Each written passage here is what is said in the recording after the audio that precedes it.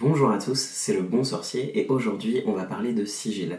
Qu'est-ce que c'est, comment les faire et comment les utiliser dans votre pratique magique. Donc n'hésitez pas à prendre un petit stylo et une feuille et peut-être même à vous faire un petit café. C'est parti.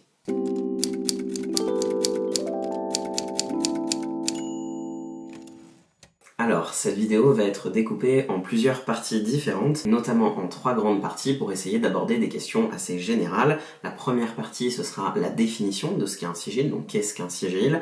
La deuxième partie va aborder la création d'un sigil, donc comment est-ce qu'on peut créer un sigil. Et la troisième partie, ce sera une partie sur le chargement, l'activation, l'utilisation des sigils, donc comment les utiliser dans votre pratique magique et dans votre quotidien. Je vais essayer de vous mettre des petits repères temporels dans la description YouTube afin que vous puissiez aller de partie en partie si certaines vous intéressent plus que d'autres. Mais voilà, c'est en gros le programme de cette introduction au sigil. Alors commençons donc par la première partie, qu'est-ce qu'un sigil? Donc sigil, c'est un mot qui vient du latin sigillum et qui signifie sceau, cachet, signature. Et effectivement, de façon très résumée, un sigil c'est un symbole. C'est un symbole magique évidemment, donc qui peut être utilisé pour concentrer une énergie magique, pour représenter un élément, mais aussi pour représenter un esprit, et qui peut être utilisé aussi au sein de sorts, au sein de rituels, au sein d'une pratique magique de façon large, voire dans des utilisations qui peuvent être finalement très quotidiennes. Ce qui fait qu'à mon sens, on pourrait dire qu'il y a autant de sigils, de façons de faire des sigils et de façons d'utiliser les sigils qu'il y a de praticiens qui utilisent les sigils. Même si évidemment il y a des méthodes qui sont plus ou moins utilisées et qu'on va essayer d'aborder dans cette vidéo, c'est une pratique qui est relativement large et qui est très protéiforme. Alors sans faire forcément un cours historique sur la question, les sigils ne datent pas d'hier, c'est une pratique magique qui remonte un petit peu. Souvent on a tendance à l'assimiler au grimoire magique du Moyen-Âge ou d'autant plus au grimoire du 19e, 20e siècle, bien que parfois il puisse s'agir plutôt de sceaux magiques que de sigils, mais ça c'est encore une autre discussion. Mais c'est vrai que souvent ça va être l'origine qui est donnée au sigil. Donc je vous passe un petit peu le détail historique Wikipédia que vous pourrez retrouver un petit peu partout sur internet avec l'importance de la petite clé de Salomon et de l'ordre de l'aube dorée, etc.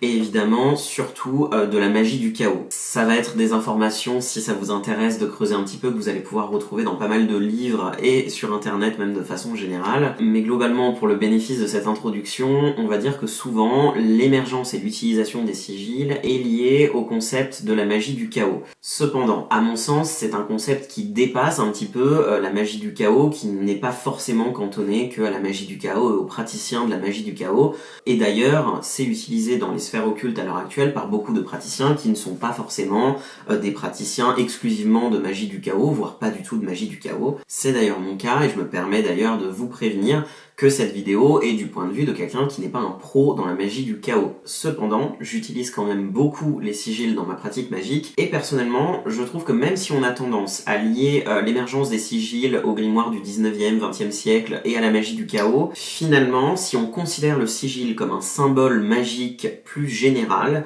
c'est quelque chose qui existe depuis l'aube des temps, depuis les premières gravures préhistoriques. À mon sens, tout symbole auquel on peut attacher une intention ou même une signification se rapportant à un imaginaire plus ou moins collectif ou personnel, au niveau spirituel, religieux, émotionnel ou du monde des idées en général, peut être considéré comme un sigil. Ce qui fait qu'à mon sens, encore une fois, même si vous n'avez jamais entendu parler de sigil avant aujourd'hui, il est fort à parier que vous en avez déjà vu. Peuvent ainsi être perçus ou utilisés comme des sigils, par exemple des symboles religieux comme la croix chrétienne ou l'étoile de David, des signes mathématiques tels que le plus, le moins, voire des formes géométriques, ronds, carrés, etc.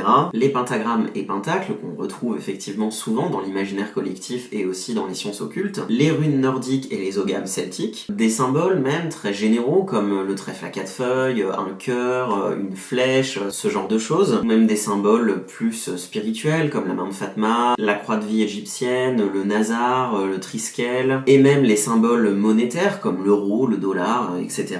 Pourquoi pas même certains panneaux routiers, un panneau stop, un panneau sens interdit, ça va être des symboles qui parlent aussi à un imaginaire collectif. Et en soi, j'inclurais même là-dedans des logos de marques connus de tous, du type Apple, McDo, Nike, etc., qui sont aussi finalement des symboles. Parce que finalement, à tous ces symboles, on va pouvoir relier, si ce n'est une intention magique bien précise, au moins un imaginaire énergétiquement chargé, quelque chose qui va peut-être se rapprocher même de la notion d'égrégore. Et pour prendre un exemple, pour rendre ça un petit peu plus clair avec un exemple que tout le monde connaît, l'exemple de la croix chrétienne par exemple, ça va être évidemment un symbole de la religion chrétienne, ça va être un symbole qui peut signaler un lieu de culte, une église, un temple, ça peut également être une représentation de Jésus, on pense évidemment au crucifix, mais de façon plus large, ça peut aussi symboliser la mort, on va penser par exemple à une tombe, à un cimetière, mais aussi au réflexe de faire un signe de croix face à la mort, face à quelqu'un qui est mort. Ça peut évidemment aussi marquer une bénédiction, et ça peut même être utilisé comme une protection. Un bon exemple, ça va être la croix de Saint Benoît par exemple, mais aussi un symbole de protection qui dépasse souvent un petit peu la chrétienté. On va pouvoir penser par exemple à l'idée du crucifix pour se protéger d'un vampire, ce genre de choses. Voilà, c'est des symboles qui parlent à l'imaginaire collectif. Alors, j'ai conscience qu'avec cette définition aussi large du terme sigil, ça a tendance à se rapprocher du terme symbole. Et je pense qu'il est important quand même de noter une différence entre ce qu'est un symbole et ce qu'est un sigil par ailleurs. Parce qu'il y a bien des différences entre ces deux notions, c'est quand même pas tout à fait la même chose. Un symbole se rapporte à l'imaginaire collectif lié à un symbole donné, à un objet donné, qui peut être un objet visuel, un objet auditif, un objet olfactif, etc. Pour reprendre l'exemple précédent, pour reprendre l'exemple de la croix, ça va être effectivement un symbole de chrétienté, ça va être aussi un symbole de la passion de Jésus-Christ, c'est un symbole mortuaire, on l'a vu dans les cimetières, sur les tombes, ça peut aussi être un symbole de la santé, on va retrouver ça par exemple sur des pharmacies, on va retrouver ce symbole sur la Croix-Rouge par exemple. Une croix, c'est évidemment aussi un symbole lié aux 4 directions cardinales, nord, est, ouest, sud. Ça va être aussi la rencontre de la verticalité et de l'horizontalité, qui elles-mêmes sont des notions qui renvoient à leur propre symbolique, etc. Alors qu'est-ce qui différencie le symbole du sigil ? À mon sens, il va y avoir au moins 3 différences majeures, mais cette liste n'est évidemment pas exhaustive. Alors en premier lieu, un symbole, ça va être un objet qui peut être certes visuel, mais qui peut être aussi auditif. On va penser par exemple aux hymnes des pays, c'est un symbole auditif, ça représente, voilà, quand on entend la Marseillaise, on comprend que c'est un symbole français. Donc voilà, ça peut être auditif, olfactif, gustatif, sensoriel, etc. Le symbole peut être relativement large dans la forme qu'il prend, alors qu'un sigil est essentiellement un symbole graphique, c'est un signe graphique. Peu importe la matérialité qu'il prendra ou pas, parce qu'il va pouvoir être tracé par exemple dans les airs, avec de la fumée, dessiné sur du papier, gravé dans de la pierre, dans du bois, etc. Peu importe la matérialité qu'il va prendre, à sa racine, un sigil, c'est un symbole graphique. C'est une image, c'est un dessin. Donc il est moins général que le symbole sur ce point. La deuxième différence très importante entre un symbole et un sigil, ça va être la volonté d'utilisation magique, qui est absente de l'idée de symbole et qui est absolument nécessaire à la catégorisation du terme sigil. En ce sens, un sigil est un principe beaucoup plus actif, participatif, conscient, que le symbole. Un sigil, ça va être quelque chose qu'on crée et qu'on utilise. Et ça nous mène à la troisième différence majeure, à mon sens, mais il y en a sans doute d'autres, qui est l'existence même du processus de création. Le symbole ne se crée pas de toute pièce par la volonté consciente d'un individu unique. Un symbole, c'est la représentation d'une idée, d'un concept, d'une image partagée par une communauté de personnes de façon plus ou moins consciente et plus ou moins organisée. Alors qu'un sigil, bien qu'il peut emprunter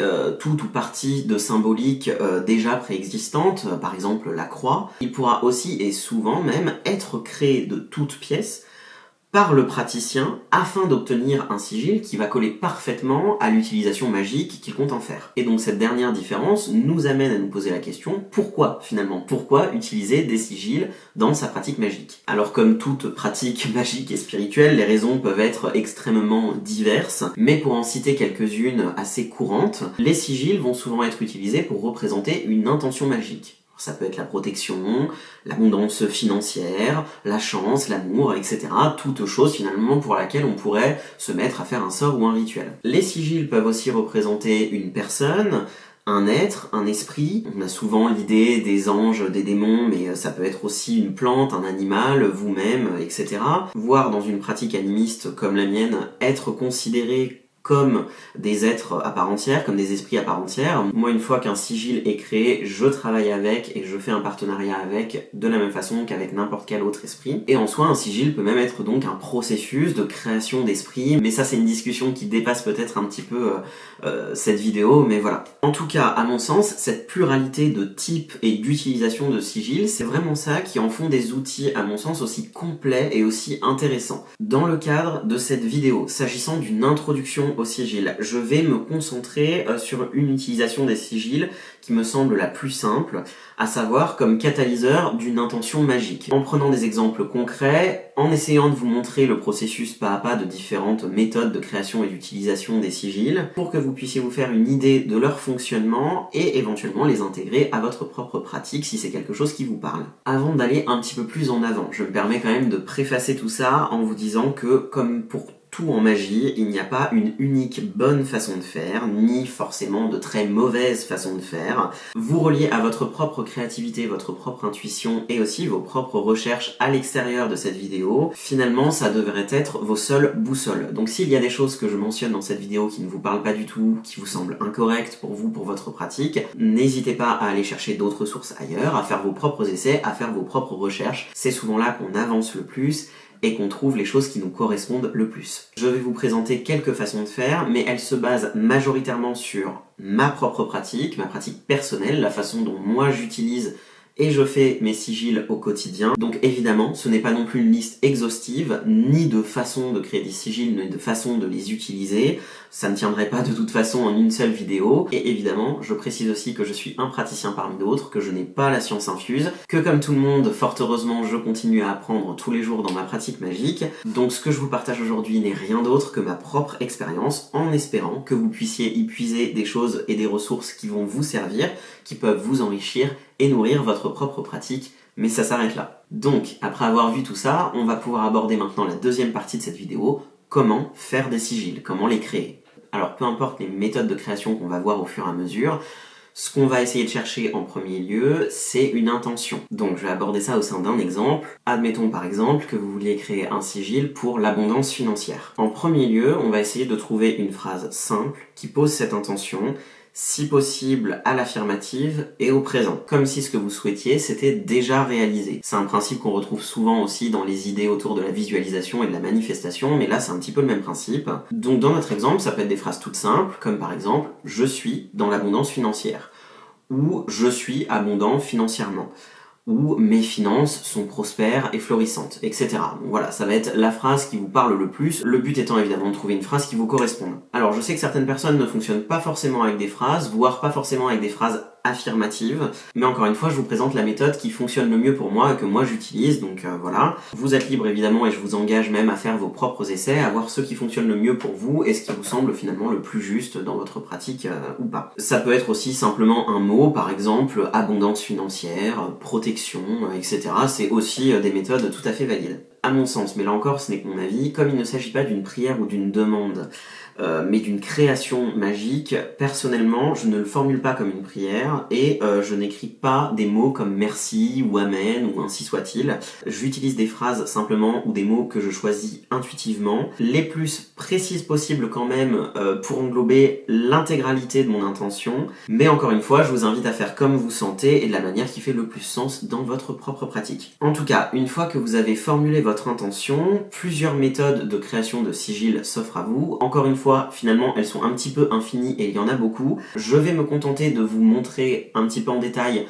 majoritairement 3 techniques qui sont celles que j'utilise véritablement dans ma pratique quotidienne et d'en mentionner quand même quelques autres pour vous donner un petit panel d'idées, mais sans aller trop en profondeur dessus parce que, encore une fois, ce ne sont pas des méthodes que j'utilise, donc je ne me sens pas très légitime de vous les détailler. Mais comme ça vous donnera quand même un petit éventail pour que vous puissiez derrière aller faire vos propres recherches si ça vous intéresse. Alors donc la première méthode, c'est celle que j'utilise perso le plus souvent, et donc ça commence en écrivant la phrase en toutes lettres, donc en écrivant votre intention en toutes lettres. toute lettre. Donc ici, ça va être « je suis dans l'abondance financière ». Ensuite, on va supprimer de cette phrase toutes les voyelles et les consonnes qui sont en double. Donc là, par exemple, on va enlever le E, le U, le I, le A, ce A aussi, le O, le A, le E, le I, le A, le I, le O, hop. Et aussi, donc, les voyelles qui sont en double. Donc là, par exemple, il y a deux S, je n'en garde qu'un. Hop, je n'en garde qu'un. A, B, N, on en a déjà un, je n'en garde qu'un, je n'en garde qu'un. C, je n'en garde qu'un, tac, tac. Et là, pareil. Et donc, dans notre exemple, ça va laisser ici les lettres J, S, D, N, L, B, C, F, R. Donc ça, c'est les lettres qui restent après élimination des voyelles et des consonnes en double. Et ensuite, tout simplement, on va ordonner ces lettres sous forme de symboles, si possible avec une forme qui résonne pour vous avec votre intention, donc là, avec l'abondance financière, afin de, entre guillemets, perdre visuellement les lettres au profit de la création du sigil, au profit de la création d'un symbole. Donc moi, ce que je vais essayer de faire, c'est de faire prendre une forme à mon sigil, évidemment en utilisant les lettres, mais aussi en utilisant un symbolisme qui, moi, me parle vis-à-vis de mon intention. Avec l'exemple de l'abondance financière, ça peut être simplement des choses qui vont vers le haut, qui augmentent, comme des courbes de bourse par exemple. Ça peut aussi être quelque chose qui vous rappelle la nature, la croissance des plantes, si pour vous l'abondance financière c'est ça. Ça peut être quelque chose de cyclique qui va vous rappeler le cercle infini de l'abondance financière, un côté peut-être spirale, voire une pièce de monnaie, etc. Ça va être selon vous ce qui vous fait penser à l'abondance financière, d'agencer ces lettres-là. Moi, ce que j'aime bien perso aussi avec l'abondance financière, c'est d'essayer d'agencer les lettres de façon à ce que ça fasse aussi des signes monétaires. Donc, parce que le signe euro, une fois que vous avez un C et des lettres du type T, L, etc., c'est assez simple de faire un signe euro avec. Donc, par exemple, ici, on va pouvoir commencer par faire un signe euro, donc en prenant le C.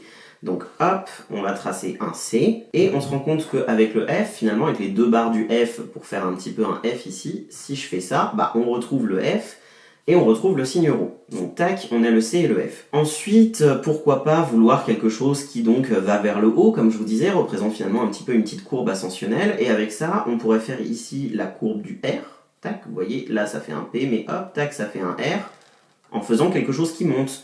Là, on a un R évidemment un petit peu déformé, mais encore une fois, le but, ça reste de perdre un petit peu les lettres. Finalement, je me rends compte que ça fait un petit peu un J, et que si je fais une petite barre comme ça, je retrouve un J, et en plus, encore une fois, ce côté un petit peu ascensionnel. Donc vous voyez, c'est un petit peu un jeu, c'est un petit peu du bricolage. Moi, je sais que j'aime assez utiliser cette technique pour ça. Ensuite, toujours en étant ici, si on veut accentuer encore plus cette idée de courbe, par exemple de côté un peu boursier, on peut prendre le N pour essayer de faire tac tac, un petit éclair comme ça, en se disant mais finalement pourquoi pas même rajouter une petite flèche au bout. Vous n'êtes pas obligé de vous cantonner que aux signes qu'il y a dans les lettres, vous pouvez rajouter quelques trucs. Donc hop, ça fait une petite flèche ascensionnelle, et finalement ça ressemble aussi à un L. Donc on peut se dire que voilà, on a intégré aussi notre L dans le truc. Et pourquoi pas finalement, comme là on est déjà sur un truc ascensionnel, faire quelque chose qui rappelle, comme je le disais, le fait que quelque chose pousse, qu'une plante pousse, que quelque chose germe.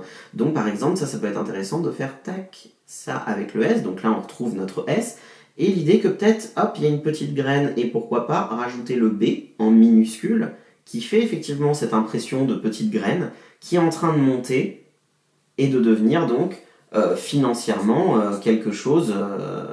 Ah oui, le D, j'ai peut-être oublié d'intégrer le D. Et puis finalement, je regarde que mon R, là, ça fait un D aussi.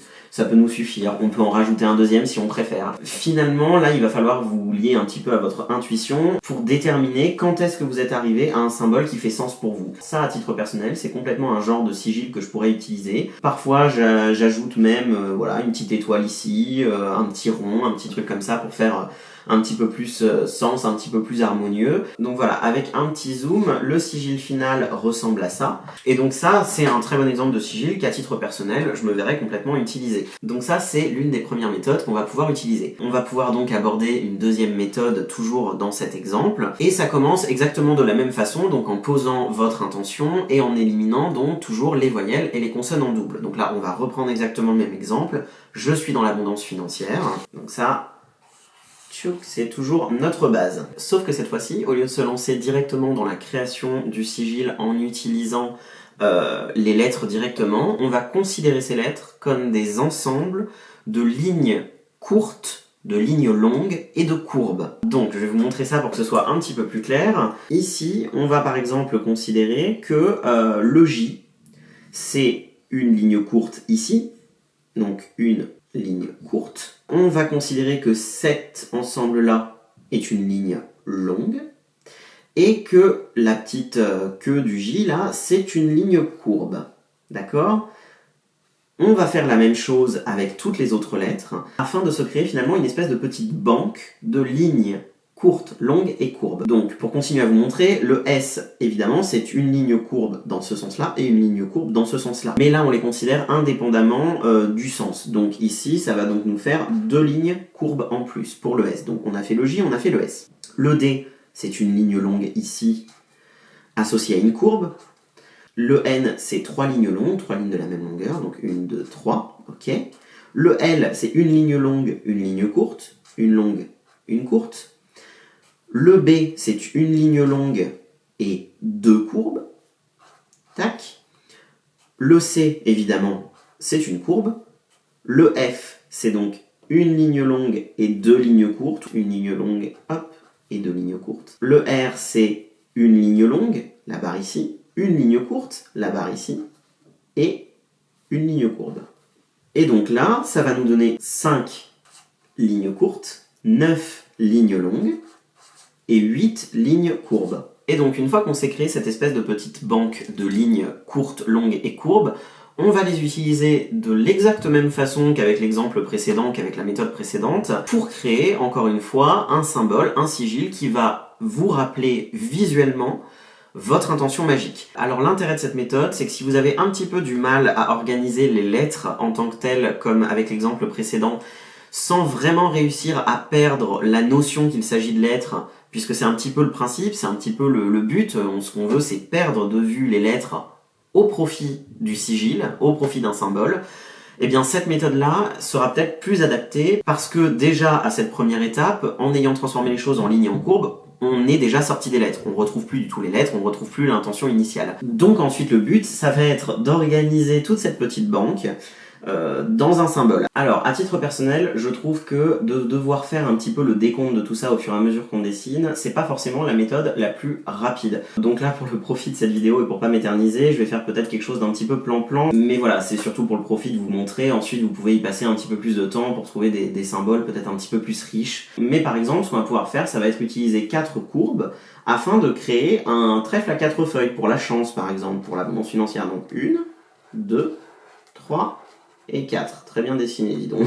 Bref, on voit le principe. Donc là, 1, 2, 3, 4. Ok, ça c'est bon. Et ensuite, certes, ça fait un petit trèfle, mais on aimerait bien rapporter encore plus cette idée de l'abondance financière. Et ben, on va pouvoir par exemple utiliser des grandes lignes pour transformer ces feuilles de trèfle en signes euros.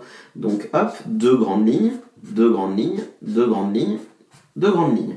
Donc voilà, là c'est un trèfle en euros par exemple. Donc là on en a mis 1, 2, 3, 4, 5, 6, 7, 8. Il nous en restera plus qu'une. Et bien finalement la dernière on peut la mettre pour faire une petite tige. Voilà, on va dire que c'est un trèfle. Hop, donc voilà. Bon c'est un petit peu plan-plan mais c'est pour vous montrer. Ensuite on remarque qu'on a en fait 2 ensembles de lignes courbes et que finalement si on les assemble ces lignes courbes, eh bien ça fait un cercle. Donc pourquoi pas mettre hop une ligne courbe comme ça, une ligne courbe comme ça fait un centre au trèfle.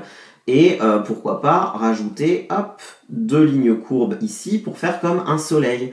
Et donc une fois qu'on a ça, il nous reste plus que les 5 lignes courtes. Et finalement, eh ben, on va juste pouvoir les utiliser pour former ce symbole solaire qui est plutôt un bon symbole pour l'abondance financière. Donc 1, 2, 3, 4, 5. Et voilà, donc bon, je vous accorde que c'est pas un sigil très réussi ni très beau, mais c'est pour vous montrer un peu l'exemple. Ça donc, ça va être un exemple de symbole dans lequel évidemment vous ne retrouvez plus du tout vos lettres, vous ne retrouvez plus du tout les lettres de votre phrase initiale, mais finalement c'est un symbole même plutôt mignon quoi, qui fait pas très très magique, qui va être finalement assez facilement utilisable et dessinable et cachable si vous voulez pas trop que ça se voit, que vous pratiquez la magie. Un petit trèfle en euros avec un soleil, et voilà, c'est aussi bête que ça, en fait vous arrangez simplement les différentes lignes pour former un symbole. Notez qu'avec cette technique, si vous ne voulez pas enlever les voyelles et les consonnes doubles, Vous pouvez vous en abstenir, mais à mon avis, si vous faites des phrases un petit peu longues, ça risque de vous faire peut-être beaucoup de lignes et de courbes à intégrer dans un schéma. Alors c'est peut-être mieux si vous utilisez qu'un seul mot, par exemple abondance tout simplement. Ça après évidemment c'est du détail et ça reste à vous de voir. Et donc on va pouvoir maintenant aborder la troisième méthode que moi j'utilise assez souvent dans mes créations de sigils, qui sera sans doute la plus accessible et la plus facile pour vous si vous êtes quelqu'un de très instinctif et que votre pratique magique est très instinctive, ce qui personnellement est mon cas. J'utilise beaucoup mon intuition et mon instinct, et cette troisième méthode, je la trouve top pour ça, parce qu'il n'y a pas de méthode spécifique justement à retenir, c'est vraiment juste de la pure connexion instinctive, intuitive. Alors il y a plein de façons de faire différentes. Une méthode, ça peut être simplement de laisser courir votre stylo sur la page en vous concentrant sur votre intention et en isolant par exemple ensuite telle ou telle forme pour l'utiliser sous forme de sigil. Par exemple, donc voilà, là on va penser à l'abondance financière, donc l'abondance financière, hop.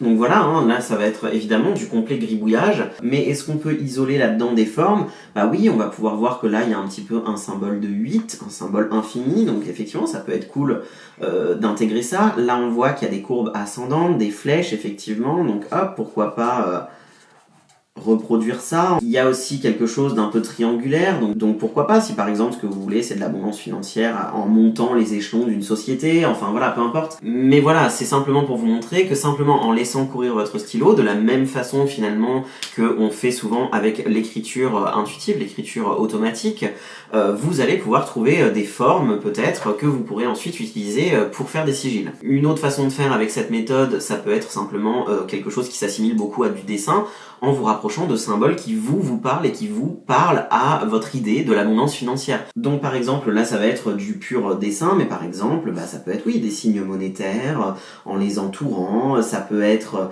des signes ascensionnels comme des flèches, ça peut être des œufs pour le côté un peu fécond, donc des cercles, pourquoi pas en les assimilant et puis en mettant des barres au milieu pour en faire des signes euros.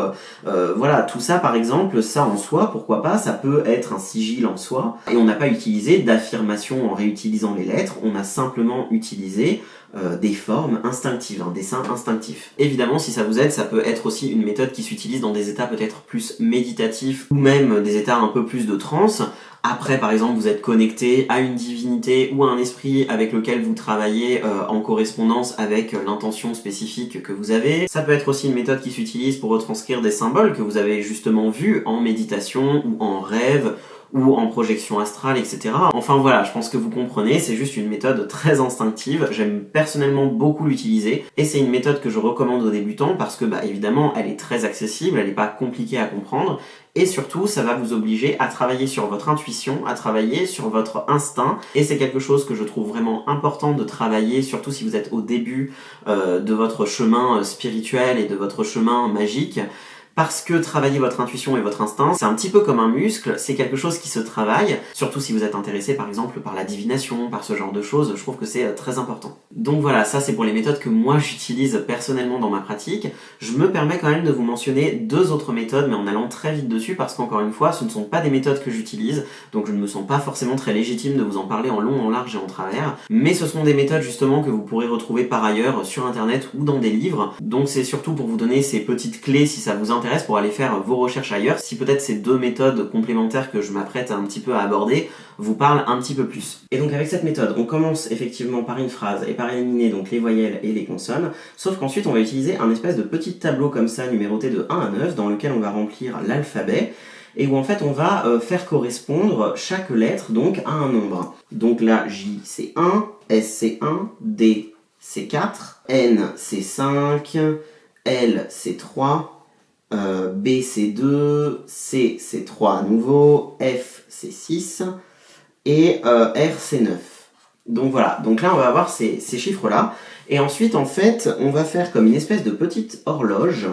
Hop, 1, 2, 3, 4, 5, 6, 7, 8 et 9. Alors là, encore une fois, pour l'exemple, je les place dans cet ordre-là, mais je sais qu'il y a certaines personnes qui ne les placent pas forcément dans un sens comme ça, numéraire, mais en fait un petit peu de façon random. Donc là, encore une fois, ce sera à vous de voir, je m'éternise pas beaucoup dessus. Mais donc le principe, c'est ensuite simplement de relier, en fait, les différents numéros. Donc on commence par J et S, c'est un 1, donc on va mettre un petit point, parce que bon, on y est pour 2 fois. On va aller vers le D, donc vers le 4, puis vers le 5 pour le N, puis pour le 3, le L, ensuite B, C2, on retourne vers le 3 pour le C, tac. Je sais qu'il y a certaines personnes, quand il y a une lettre double comme ça, qui font un petit point, donc voilà, là encore une fois, à vous de voir. Pour le F, donc 6, hop, de ce côté-là, et pour le R, on finit par 9, et pourquoi pas donc finir par un point. Et ensuite, en fait, c'est ce symbole final que vous utilisez comme sigil, en enlevant évidemment les numéros. C'est ça qui va vous donner votre sigil. Alors encore une fois, je m'attarde pas beaucoup dessus, mais il y a des méthodes similaires où on assimile les lettres à des chiffres, sauf qu'à la place de les placer dans un cadran comme ça, on va les mettre dans des tableaux différents pour retrouver des nombres, ou dans des espèces de roues à plusieurs crans, etc. Bon, ça encore une fois, moi c'est des méthodes que j'utilise pas beaucoup, mais qui par contre sont beaucoup partagées sur internet.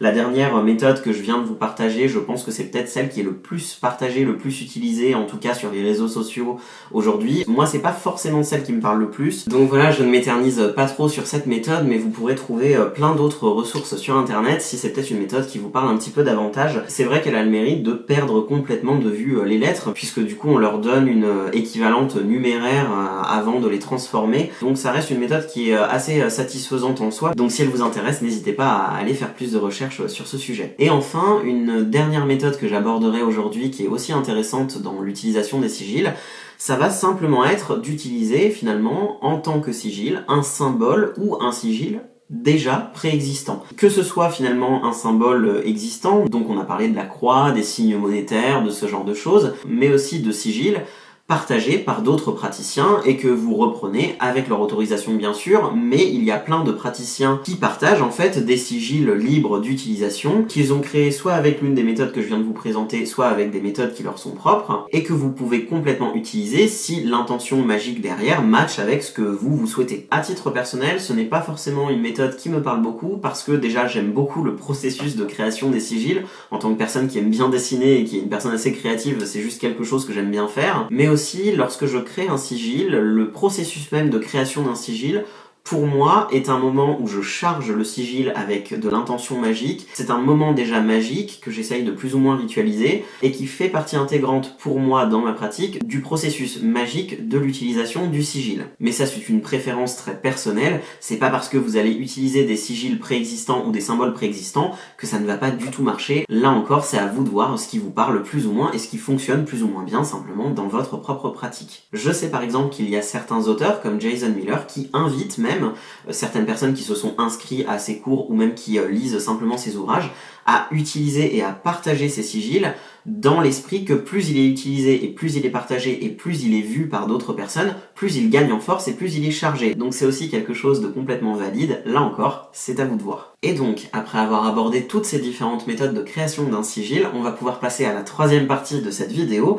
sur donc le chargement, l'activation et l'utilisation des sigils, donc comment on utilise les sigils. Parce que maintenant que vous savez en créer quelques-uns, encore s'agit-il de les utiliser et de les intégrer donc à votre propre pratique magique. Alors, pas de surprise, là aussi, il y a mille et une façons de faire et de les utiliser et de les charger. Encore une fois, il va falloir faire jouer votre intuition ainsi que votre pratique, vos essais, pour déterminer ce qui fonctionne le mieux pour vous, ce qui vous parle le plus, tout simplement. Alors le plus souvent, ce qui est suggéré, notamment au sein de la magie du chaos, c'est de les détruire. Le principe qui est souvent souligné, c'est qu'il s'agit de les oublier. Un petit peu comme lors du processus de création, on essaye d'oublier les lettres qu'on utilise pour créer un sigil, et bien il s'agit d'oublier le sigil maintenant en lui-même, afin qu'il fasse lui-même son petit chemin magique, afin en fait d'activer le sigil. L'option la plus courante, la plus couramment partagée, c'est souvent de brûler le sigil afin de l'activer. Donc là ça va être très simple, c'est l'inscrire sur un bout de papier ou sur une autre matière inflammable, safe, donc pas du plastique mais par exemple pourquoi pas de l'écorce de bois, puis le brûler pour l'activer et donc de l'oublier. briller. Une autre méthode, ça peut aussi être de l'enterrer, que ce soit dans la nature ou dans une plante en pot chez vous. Alors évidemment, ça ce n'est à faire que si vous l'avez inscrit sur une matière biodégradable, donc ne vous amusez pas à inscrire ça sur des morceaux de plastique et à enterrer des morceaux de plastique,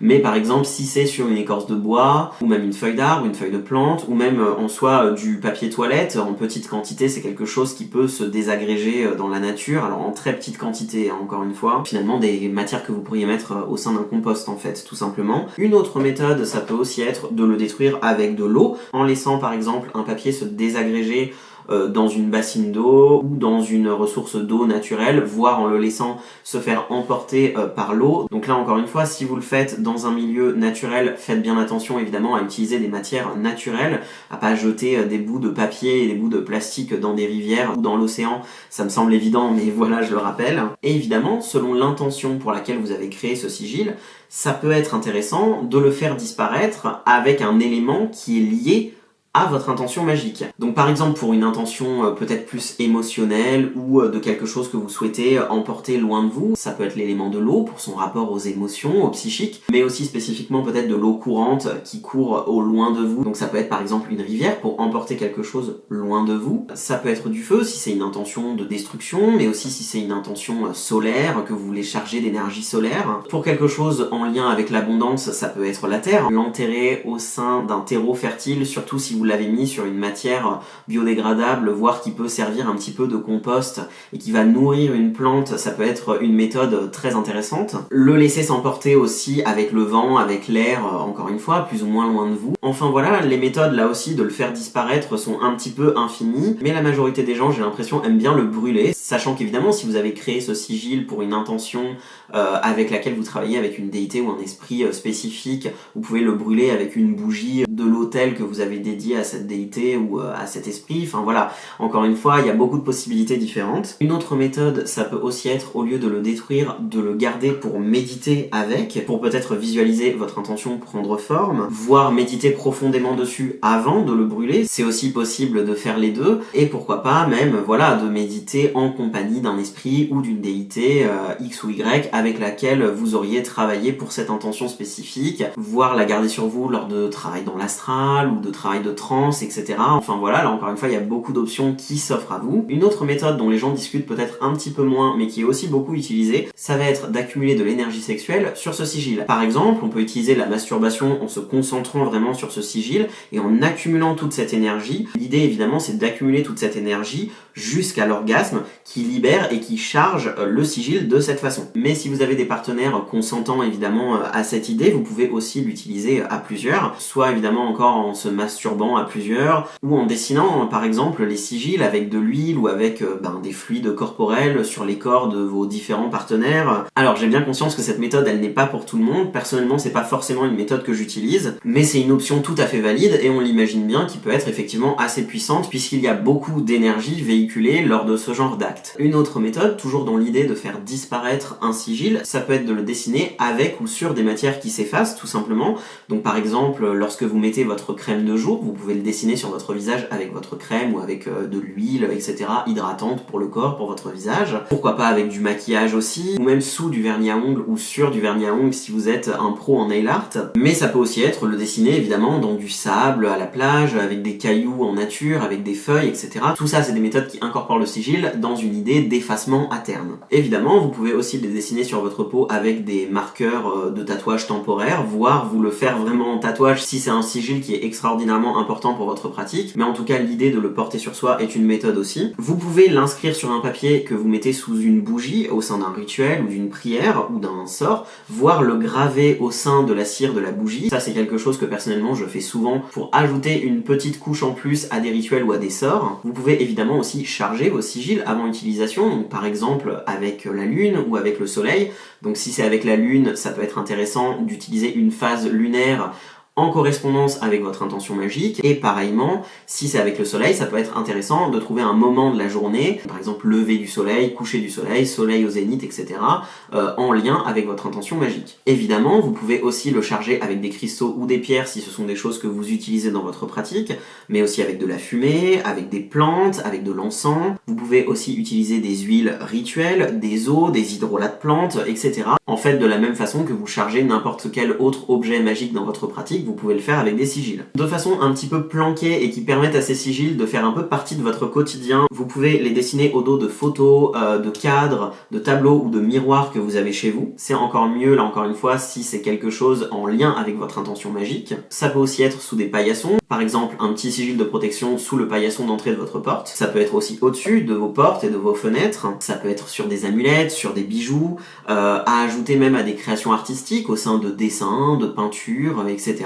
si c'est quelque chose que vous faites. Ça peut être sur vos carnets, dans vos porte-monnaies, sur vos documents, sur des photos, sur des posts même de réseaux sociaux, pourquoi pas en transparence. Évidemment, lorsque vous faites des sigils, vous pouvez aussi utiliser la magie des couleurs, que ce soit au niveau du papier que vous utilisez ou de la couleur du stylo que vous utilisez, pour utiliser des couleurs qui seront en lien avec votre intention magique. Pour l'exemple qu'on avait pris aujourd'hui, par exemple de l'abondance financière, on va pouvoir utiliser un stylo vert ou un papier vert ou un stylo doré ou un papier doré. Ça peut être une bonne façon d'utiliser la magie des couleurs aussi lors de vos créations de sigils. Vous pouvez aussi dessiner vos sigils dans vos boissons, par exemple votre café du matin, pour le charger d'une intention spécifique. Moi, c'est quelque chose que j'aime bien faire et qui est très rapide. Vous pouvez aussi le dessiner dans ce que vous cuisinez avec une spatule, le dessiner même dans des pâtes de gâteau, voire faire des biscuits en forme de sigil que vous mangez ensuite si c'est une forme qui est pas trop compliquée. Si vous utilisez ce petit sort très facile où vous brûlez une feuille de laurier où il y a votre intention dessus, vous pouvez aussi le faire avec un sigil, donc en l'inscrivant sur une feuille de laurier que vous brûlez derrière. Vous pouvez le faire aussi sur des papiers de pétition ou de vœux que vous avez déjà au sein de votre pratique ou que vous avez posé par exemple sur des autels à des esprits ou des dieux avec lesquels vous travaillez. Voilà, je pense qu'on comprend que les possibilités sont vraiment infinies et qu'il y a plein de façons d'utiliser aussi plusieurs couches de choses. Donc par exemple, voilà, avec la magie des couleurs, avec de la magie élémentaire, enfin tout un tas de petites choses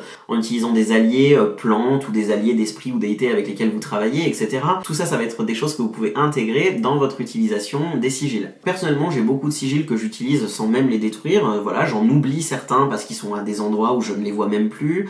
Il y en a d'autres que je mets en pleine vue. Il y en a même d'autres auxquels je parle, auxquels je m'adresse, voire que je prie, que je recharge, auxquels je fais aussi des offrandes, avec qui j'ai construit en fait une relation en tant qu'esprit et avec lesquels je travaille de la sorte. Encore une fois, le but, ça va être de trouver quelque chose qui vous parle, qui fait sens dans votre pratique et surtout qui fonctionne pour vous. Peut-être que ce qui fonctionne pour moi, ça ne va pas être du tout ce qui fonctionne pour vous. C'est bien pour ça que c'est intéressant de faire des essais et d'utiliser votre intuition. À mon sens, les sigils fonctionnent souvent un petit peu mieux quand ils sont au sein d'un rituel ou d'un sort un petit peu plus total, ou lorsqu'on les charge, ou qu'on les nourrit, ou qu'on leur donne des offrandes, ça leur donne un petit coup de boost souvent, mais encore une fois, ça c'est lié à ma pratique personnelle et ce sera peut-être très différent pour vous. L'intérêt des sigils, c'est justement, à mon sens, leur grande variété d'utilisation, leur grande variété de création aussi, et leur grande accessibilité, même aux plus débutants d'entre vous. Vous avez pu voir qu'il n'y a rien de très compliqué là-dedans, mais aussi leur intérêt pour des praticiens de peut-être un petit peu plus longue date, puisque comme je le disais, on peut vraiment les utiliser au sein de plein de couches de magie différentes, et que c'est un outil qui peut être vraiment très protéiforme. Leur intérêt, c'est aussi qu'ils sont très faciles à la fois à créer et à utiliser, et que ça peut devenir une pratique magique très peu coûteuse, puisqu'il vous faut quasiment rien. Vous pouvez les tracer avec votre doigt dans les airs, et surtout très facile, et que vous allez donc pouvoir intégrer à votre quotidien, pour intégrer beaucoup plus de magie peut-être dans votre quotidien, ce qui est peut-être intéressant si vous êtes au début de votre pratique. J'aime aussi beaucoup le fait qu'il s'agisse d'un acte créateur du début à la fin. Cet acte de création ajoute vraiment une grande puissance magique à mon sens. Et si je peux vous laisser avec un petit conseil avant de terminer cette vidéo, ce serait de vous faire peut-être un petit carnet, un genre de dictionnaire de création de vos sigils, pour pouvoir un peu tous les compiler et avoir une petite bible de sigils à laquelle vous pouvez vous référer lorsque vous en avez besoin. Parce que du coup ce sera très rapide, vous n'aurez pas forcément à les recréer dans le feu de l'action quand vous en aurez besoin, et aussi parce que ça va vous permettre d'avoir un petit carnet sur lequel brainstorm un petit peu des sigils quand vous avez peut-être rien à faire dans les transports en commun, parce que finalement c'est un peu comme faire des mots fléchés, c'est un petit passe-temps un peu rapide où vous avez juste besoin d'un crayon et d'un petit carnet. Donc voilà, moi personnellement j'ai un tout petit carnet dans lequel je mets la plupart de mes sigils pour pouvoir les utiliser dès que j'en ai besoin et juste aussi pour l'avoir sur moi de façon pratique. pratique. Voilà, c'est tout pour cette vidéo qui est sans doute déjà bien longue. N'hésitez pas à laisser un commentaire sous cette vidéo si vous avez des questions sur le sujet, mais aussi si vous voulez partager vos propres méthodes et vos propres conseils en la matière, que ce soit au niveau de leur utilisation ou de leur création, ce serait vraiment bienvenu. Et bien sûr, vous pouvez vous abonner pour savoir quand je poste de nouvelles vidéos et me retrouver en attendant sur TikTok, Instagram et Threads, notamment TikTok et Instagram, sur lesquels je partage pas mal de choses sur ma pratique. Tous les liens seront dans la description YouTube. Je vous remercie d'avoir regardé cette vidéo jusqu'au bout et que la magie soit avec vous. À bientôt.